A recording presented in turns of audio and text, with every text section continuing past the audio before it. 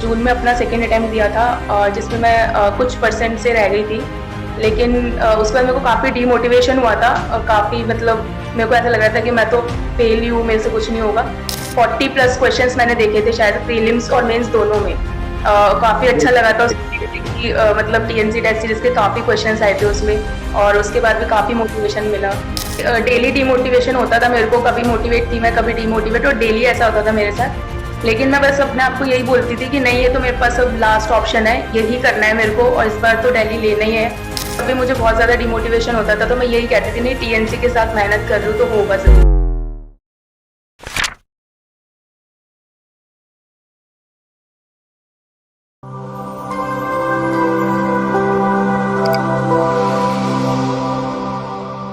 नमस्कार। एक बार फिर से आप सभी साथियों का हार्दिक स्वागत अभिनंदन टीएनसी के इस ऑनलाइन प्लेटफॉर्म में। Myself Bodhar Palaria, assistant nursing superintendent AIIMS Patna. एक बार फिर से सभी साथियों का हार्दिक स्वागत और अभिनंदन करता हूं। आज एक ऐसी कहानी के बारे में जानने वाले हैं जिन्होंने बहुत ही लंबा संघर्ष किया। लंबा संघर्ष नहीं बोल सकते, उसको बोलते हैं लंबे जुनून के साथ संघर्ष किया। बहुत ही जबरदस्त स्टोरी जिसमें आपको बहुत कुछ सीखने वाला है। तो बहुत ही जबरदस्त, और आप सोचेंगे कि हाँ, वाह जी वाह, हिमांशी ने जो कर दिखाया है वही हमें करके दिखाना है। तो सबसे पहले तो बहुत बहुत बधाई और शुभकामनाएं Himanshi ji. Thank you so much sir. एक बहुत ही बड़ा अचीवमेंट, ऑल इंडिया रैंक 70 के साथ कैसा लग रहा है? सर बहुत ज़्यादा अच्छा लग रहा है, बहुत ज़्यादा खुशी हो रही है इतने बहुत ही टाइम। जबरदस्त रैंक, बहुत ही जबरदस्त रैंक है। और ऑल इंडिया रैंक 70 इसको हासिल करने के बाद खुशी उसी लेवल पे होती है। तो आज हम आपसे बहुत सारी चीजें जानने वाले हैं, आपकी स्ट्रगल स्टोरी के बारे में जानने वाले हैं, साथ ही साथ किस प्रकार से मेहनत की जाती है, किस प्रकार से जुनून रखा जाता है, उसके बारे में जानने वाले हैं। इस कहानी से बहुत सारे हजारों बच्चे जब इस इंटरव्यू को देखेंगे तो आपसे बहुत सारी चीजें सीखेंगे कि किस प्रकार से हिमांशी जी ने मेहनत की, और उसी प्रकार से हमें मेहनत करनी है। तो सबसे पहले इस इंटरव्यू की शुरुआत करेंगे आपके अपने इंट्रोडक्शन से। Yes, sir. So I am Himanshi and I had completed my BSc Honors Nursing in June 2022. जिसके बाद मैंने अपना फर्स्ट अटैम्प्ट सितंबर 2022 में दिया था, जिसमें मेरी 3000 प्लस रैंक आई थी, और उसके बाद मेरे को कोई भी इंस्टीट्यूट अलॉट नहीं हुआ था फर्स्ट लिस्ट में। उसके बाद जब सेकेंड लिस्ट आई थी अप्रैल में, तो मेरे को एम्स पटना अलॉट हुआ था। और लेकिन उसमें जब मैं उस टाइम जून के लिए प्रिपेयर कर रही थी तो मैंने वो ड्रॉप कर दिया था, लीव कर दिया था, मैंने एम्स पटना ज्वाइन नहीं किया था। तो उसके बाद मैंने जून में अपना सेकेंड अटैम्प्ट दिया था जिसमें मैं कुछ परसेंट से रह गई थी। लेकिन उसके बाद मेरे को काफ़ी डीमोटिवेशन हुआ था। काफ़ी मतलब मेरे को ऐसा लग रहा था कि मैं तो फेल ही हूँ, मेरे से कुछ नहीं होगा। लेकिन मेरी फैमिली ने काफ़ी सपोर्ट किया, मेरी मदर ने, मेरी सिस्टर ने, फ्रेंड्स ने। लेकिन मैंने हिम्मत नहीं हारी तो मैंने रीस्टार्ट किया। और उसके बाद जब प्रीलिम्स और मेंस का नोटिस आया था तो उसके बाद मैं काफ़ी फिर से डिमोटिवेट हो गई कि नहीं, अब तो कुछ भी नहीं हो सकता, बहुत ही इम्पॉसिबल सा लग रहा था। लेकिन जब आपकी वीडियो देखी थी मैंने, आपने बोला था कि कोई दिक्कत नहीं है, हम करेंगे, प्रीलिम्स और मेंस को भी हराएंगे। तो काफ़ी उससे काफ़ी ज़्यादा मोटिवेशन मिली थी मेरे को कि नहीं, मैं भी कर सकती हूँ। तो मैंने टीएनसी के साथ मैंने कॉन्टिन्यूसली अपने टेस्ट दिए थे, टाइम टू टाइम दिया था।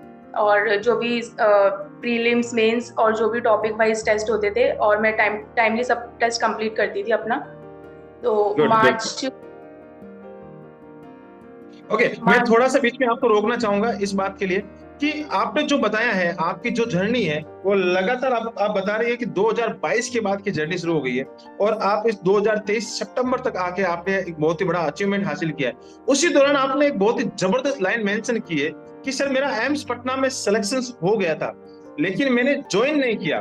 तो ये बहुत बड़ी हिम्मत, एक बहुत ही बड़ी बात होती है कि एक सिलेक्शन के लिए हर बच्चा तड़पता है कि यार कहीं ना कहीं भारत के किसी भी कोने में सिलेक्शन हो जाए और उस कोने में जाके मैं वहां जाके नौकरी कर लूंगा। लेकिन आपने ये इतना बड़ा स्ट्रॉन्ग डिसीजन लिया कि यार मुझे एम्स पटना ज्वाइन नहीं करना है, मुझे अपने घर के नजदीक ही ज्वाइन करना है। तो ये ऐसी हिम्मत कैसे आई? सर एक्चुअली मतलब मेरे को घर मतलब ऐसा था कि मेरे मन में ये था कि एक बार अगर मैं शायद, मेरे को अंदर से ये था कि अगर मैं एक बार जॉब में लग गई तो शायद मैं अपना उतना बेस्ट नहीं दे पाऊंगी। और घर से दूर जाना ऐसा था कि नहीं, अपना ड्रीम तो अचीव करना ही है। तो अंदर से ये था कि नहीं करना, ये तो यही करना है, मतलब एक बारी में दिल्ली लेना है। और अंदर से एकदम था, मतलब मोटिवेशन कि नहीं यही करना है मेरे को, अंदर से पूरी हिम्मत थी कि हाँ यही करना है। तो गुड बाकी गुड। और इसका मतलब एक ही बात मान ली, ठान लिया तो ठान लिया, बस ठान लिया है। अब कुछ भी हो जाए, मेरे दिल में एम्स दिल्ली बसता है, उसके अलावा कुछ नहीं बसता है। चाहे वो एम्स पटना मिले, चाहे मुझे भले ही आरएमएल मिले। और आपने जो मुझे पहले आपसे मैंने बात की थी, तो आपने बताया सिस्टर कि मेरा एसजीपीजे के अंदर भी सिलेक्शन हो चुका है, आरएमएल के अंदर भी मैंने टॉप रैंक के साथ सफलता हासिल की है। लेकिन बहुत जबरदस्त बात है कि आपने एसजीपीजे ज्वाइन नहीं किया, आरएमएल ज्वाइन नहीं किया, और साथ ही साथ एम्स पटना ज्वाइन नहीं किया। 3 सिलेक्शंस के बाद आपने इन सबको छोड़ दिया। यस सर, मतलब यही था कि नॉर्सेट 4 के बाद तो मैंने थोड़ा, मेरे को लगा था कि नहीं मेरे से हो ही नहीं पाएगा, शायद मैंने गलती कर दी। लेकिन नहीं, जब मम्मी का, बहन का और फ्रेंड्स का सपोर्ट था, तो नहीं मेरे को अंदर से हुआ कि नहीं कर सकते हैं। सबने कहा कि अभी तो 2 महीने की बात है, फिर से एक अपॉर्चुनिटी है। तो और टीएनसी के साथ भी मैंने जैसे जैसे आपकी वीडियोस आती थी तो काफ़ी मोटिवेशन मिलता था कि नहीं मैं कर सकती हूँ। तो सबसे बड़ा मोटिवेशन सर आप हो, आपकी वीडियो से काफ़ी मोटिवेशन मिलता था। मतलब कोइंसिडेंटली जब भी मैं डिमोटिवेट होती थी ना, तो आपकी वीडियोस आ जाती थी, तो काफ़ी थैंक बहुत यू, ज़्यादा, थैंक यू। बहुत ज़्यादा। तो उसके ओके, मतलब ऐसे थोड़ा सा मैं आपको बीच में रोकना चाहूंगा। ये थोड़ा सा एक बहुत ही जबरदस्त स्टोरी है। इस स्टोरी के बारे में मेरी जिज्ञासा ज्यादा बढ़ जाती है, क्योंकि ये जिज्ञासा मेरी ही नहीं, सारे बच्चे आपसे जानना चाह रहे हैं, क्योंकि ये क्वेश्चन जरूर कमेंट्स में आ जाएंगे। इससे अच्छा है कि मैं पहले से ही पूछ लूं। सबसे बड़ी बात कि आपने 3 सिलेक्शन छोड़ दिए, उसके बाद नॉट सेट 4.0 दिया, उसमें आपका सिलेक्शन नहीं हुआ, तो कभी ऐसा फीलिंग नहीं आया कि यार दुनिया की सबसे बड़ी गलती कर दी है मैंने? सर डेली आता था, बल्कि मेरे को ऐसा लगता था कि कहीं मैंने गलती तो नहीं कर दी, मतलब ऐसा तो नहीं है कि आगे मुझे कुछ मिलेगा ही नहीं कभी, मतलब गवर्नमेंट सीट मिलेगी भी नहीं मिलेगी। तो पर अंदर से यही होता था कि नहीं मेहनत करोगे तो सब मिल सकता है। और जैसे आप कहते थे कि नहीं मेहनत करो, मेहनत के आगे कोई विकल्प नहीं है, तो आपके उस लाइन से ही मतलब ऐसा लगता था कि नहीं मैं अगर बेस्ट करूंगी तो मुझे मिल सकता है। तो मैंने वही से अपने आप को डेली मोटिवेट करती थी कि नहीं मैं कर सकती हूँ, मैं कर सकती हूँ। और मैं टीएनसी के साथ लगातार अपनी मेहनत करती रही और मेरे को रिजल्ट मिल गया आज फाइनली। गुड, बहुत बहुत बधाई। ये बहुत ही जबरदस्त रिजल्ट मिला है। और सच में मैंने हमेशा ये लाइन बोली है कि भगवान के पास इतना समय नहीं है, भगवान के पास इतना समय है शिव तथास्तु बोलने का। और वो वर्ड आपने फिक्स करके दिखाया। आपने अपने माइंड में सोच लिया कि हे भगवान चाहिए तो एम्स दिल्ली। तो भगवान उस दिन फ्री था और उसने बोला बेटा अब की बार तथास्तु, अब 5.0 में तथास्तु। और वो बिल्कुल रियल में इस बार बहुत ही जबरदस्त आपने करके दिखाया। अब मैं आपसे पूछना चाहता हूँ थोड़ा सा एक्सपीरियंस के बारे में। बहुत सारे बच्चे आपके एक्सपीरियंस के बारे में जानना चाह रहे हैं कि इतने सारे सिलेक्शंस के बाद आपने इतने सिलेक्शंस छोड़े, उसके बाद एम्स दिल्ली आपने ज्वाइन करने का प्लान बनाया, तो आपने टीएनसी का कौन सा प्लान ज्वाइन किया था? सर मैंने कॉम्बो प्लान ज्वाइन किया था, TNC test series plus video MCQ batch. और वो काफ़ी हेल्पफुल था मेरे लिए। मतलब वीडियो एमसीक्यू बैच में भी जितना सब टीचर्स पढ़ाते थे, तो रैशनल काफ़ी हेल्पफुल थे, मतलब कॉन्सेप्ट क्लियर हुए थे मेरे। और टीएनसी टेस्ट सीरीज से भी काफ़ी मतलब पेपर में भी एग्जैक्ट मतलब 40 प्लस क्वेश्चंस मैंने देखे थे शायद, प्रीलिम्स और मेंस दोनों में। काफ़ी अच्छा लगा था उसमें देख के कि मतलब टीएनसी टेस्ट सीरीज के काफ़ी क्वेश्चंस आए थे उसमें। और उसके बाद भी काफ़ी मोटिवेशन मिला मेंस के लिए भी। 140 नंबर जो पेपर है, जो सबसे खतरनाक पेपर था, जिसमें से सीरियल वाइज क्वेश्चन उठ के आए थे, कैसा गया था पेपर आपका वो? सर काफ़ी अच्छा गया था मेरा। और मतलब जब मेंस का पेपर मैं दे रही थी तो उसमें ऐसा लग रहा था, मुझे लगा ही नहीं था कि मैं नॉर्सेट का पेपर दे रही हूँ। मेरे को ऐसी फीलिंग आई थी कि मैं टीएनसी की टेस्ट सीरीज दे रही हूँ। और काफ़ी मतलब टाइम मैनेजमेंट में भी मेरा काफ़ी अच्छा था। मैंने 50 मिनट्स में कंप्लीट कर दिया था अपना मेंस का पेपर। और उसके बाद मैंने जैसे मैं टीएनसी का देती थी वैसे मैंने प्रीलिम्स और मेंस का पेपर दिया था। और काफ़ी क्वेश्चंस देखने को मिले थे, और एग्जैक्टली मेरे को वही देखने को मिले थे, ऑप्शंस भी चेंज नहीं थे, ऊपर नीचे थे बस थोड़े बहुत, बाकी सेम थे बिल्कुल। ओके, एक क्वेश्चन अभी बहुत ही ज्यादा बच्चों का ट्रेंडिंग क्वेश्चन है, वो सारे टॉपर से हटके मैं आपसे पूछना चाह रहा हूँ, क्योंकि सारे टॉपर से तो मैं सारी चीजें पूछता हूँ। हटके क्वेश्चन ये है कि सर आप टॉपर से उसकी दिनचर्या के बारे में पूछें कि टॉपर्स कितने बजे उठता है, क्या मेहनत करता है, किस प्रकार से वो दिन भर में पढ़ता है, थोड़ा सा बताएंगे? सर मेरा टारगेट ये था कि मुझे पर डे अपना 10 to 12 आवर्स देना है। तो उसमें जैसे आपकी एक वीडियो मैंने देखी थी जब नॉर्सेट 4 के बाद आपने नॉर्सेट 5 की स्ट्रेटेजी बताई थी कि आप मतलब 5 पार्ट्स कर लो, 5 उसमें डिवाइड कर लो अपने 2-2 आवर्स, कि सॉन्डर्स भी करनी है, नोट्स भी अपने रिवाइज करने हैं, टीएनसी टेस्ट सीरीज प्रैक्टिस भी करनी है। तो मैंने वही फॉलो किया था कि मैंने अपने 5 उसमें डिवाइड कर दिया था। अपना मैं सुबह 9 AM बैठती थी पढ़ने। उसके बाद मैं सबसे पहले टीएनसी टेस्ट सीरीज देती थी और सेल्फ इवेलुएट करती थी कि मेरी कहाँ पे कमी है। उसके बाद मैं अपने नोट्स रिवाइज करती थी। उसके बाद मैं थोड़ा मतलब लंच ब्रेक लेने के बाद उसके बाद मैं वापस से अपना क्वेश्चन प्रैक्टिस करना और थ्योरी रिवाइज करना, और बाकी फिर शाम को जैसे आपका टॉपिक वाइज टेस्ट होता था तो वो करती थी मैं। और उसके बाद फिर से अगर कोई जैसे मेरा टॉपिक गलत हो रहा है तो उसको रिवाइज करना। तो ऐसे मैं डेली करती थी। जहाँ पे सॉन्डर्स आपने बताया था, जैसे Saunders notes and PR Yadav और क्वेश्चन प्रैक्टिस, और साथ ही साथ मैंने बिल्कुल। टीएनसी की मिस्टेक बुक भी बनाई थी। जैसे आपने कहा था कि टीएनसी मिस्टेक बुक बहुत ज़रूरी है, तो वो भी काफ़ी हेल्पफुल रही थी। उसमें मेरे को डेली मतलब वो क्वेश्चंस रिवाइज करना तो काफ़ी हेल्पफुल थी मेरे लिए। बहुत ही जबरदस्त आपने स्ट्रेटजी बताई और बिल्कुल आपने शेड्यूल बता दिया कि आपको बिल्कुल फॉलो करना है ABCD और E वाली स्ट्रेटजी, और वो मैंने पिछले वीडियो में हमेशा बताई थी और मैं अभी भी इस वीडियो के माध्यम से सभी बच्चों को बताना चाहूंगा कि अगर आपको सिलेक्शंस लेना है तो एक बड़ा टारगेट फिक्स नहीं करें, छोटे छोटे टारगेट बनाएं और छोटे छोटे टारगेट को डिवाइड करके उसको हमेशा टारगेट करें कि मुझे अभी 2 घंटे पढ़ना है। ऐसा नहीं कि आप दिन में 10 घंटे पढ़ना है, 2-2 घंटे के 5 स्पेल बनाएं और उसको कंटिन्यूसली करेंगे तो बहुत ही बड़ा एक बेनिफिट मिलता है। आपने बिल्कुल बात मानी और वही स्ट्रेटजी आपने फॉलो की, तो बहुत ही जबरदस्त वाली स्ट्रेटजी फॉलो की। एक चीज और आपसे पूछना चाहता हूँ, एग्जाम में जाने से पहले 10 से 15 दिन पहले बहुत ही बड़ा एक डर सा क्रिएट हो जाता है, क्या करूं क्या नहीं करूं, एंजाइटी आती है मन में, ऐसी एक भावनाएं आती है, फीलिंग्स आने लगती है कि यार मेरा होगा कि नहीं होगा, मैं कर पाऊंगी कि नहीं कर पाऊंगी, कैसे क्वेश्चंस आएंगे कैसे नहीं आएंगे, ये सारी चीजें आती है। तो उस समय आप क्या करते थे कि यार क्या करेंगे इस बार सिलेक्शन नहीं हुआ तो? सर मैं सच्ची बताऊँ तो मैं यही बोलती थी कि डेली डिमोटिवेशन होता था मेरे को, कभी मोटिवेट थी मैं कभी डिमोटिवेट, और डेली ऐसा होता था मेरे साथ। लेकिन मैं बस अपने आप को यही बोलती थी कि नहीं, ये तो मेरे पास अब लास्ट ऑप्शन है, यही करना है मेरे को, और इस बार तो दिल्ली लेना ही है। तो उसके बाद जैसे मतलब पेरेंट्स को, जैसे आपने बोला था कि पेरेंट्स को देखो आपको बहुत स्ट्रेंथ मिलेगी, तो मैंने वही चीज़ फॉलो कि नहीं मुझे करना है, इस बार तो करना ही है। और बाकी सर सबसे ज़्यादा टीएनसी ने हेल्प की थी मेरी, और मैंने बस यही समझा रखा था खुद को कि नहीं, टीएनसी टेस्ट सीरीज के साथ आप प्रैक्टिस करो, रिवाइज करो, टीएनसी मिस्टेक बुक बना के रखो। तो मैं वही फॉलो करती थी। जब भी मुझे बहुत ज़्यादा डिमोटिवेशन होता था तो मैं यही कहती थी नहीं, टीएनसी के साथ मेहनत कर रही हूँ तो होगा ज़रूर। तो मैं डेली सब बहुत बहुत धन्यवाद। आपने एक बहुत ही बड़ा विश्वास टीएनसी के अंदर रखा था और जिसने विश्वास रखा है उसका बेड़ा पार 101% हुआ है। एक चीज में ये आपसे बहुत सारे बच्चों के ये कंफ्यूजन रहते हैं, उस बच्चों के मैं कंफ्यूजन भी क्लियर करना चाहता हूँ। क्या यूट्यूब से आप हमेशा पढ़ाई करती थी?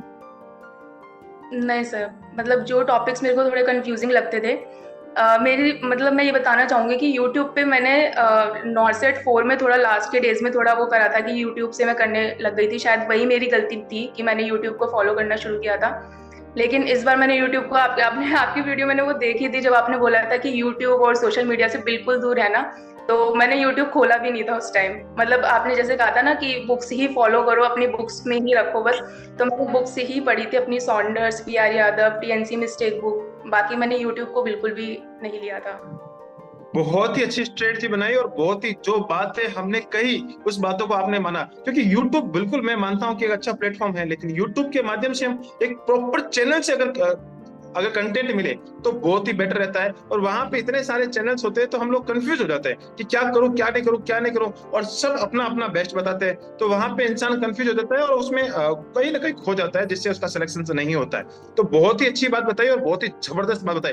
कितने क्वेश्चंस आपने इस मेंस के अंदर अटेम्प्ट किए थे और कितने क्वेश्चंस आपके गलत और सही हो गए? सर मैंने मेंस में 86 अटेम्प्ट किए थे, जिसमें मेरे 71 करेक्ट हुए थे। ओके, 86 आपने टोटल किए थे और 76 आपके राइट हो गए और बाकी वाले सारे क्वेश्चंस गलत हो गए। इसका मतलब ये तो बात फिक्स हो गई कि टॉपर्स भी गलतियां तो करता है। Yes sir. चलो बहुत ही अच्छी बात है। बहुत सारे बच्चे ये बोलते रहते हैं कि minus marking, minus marking, minus marking.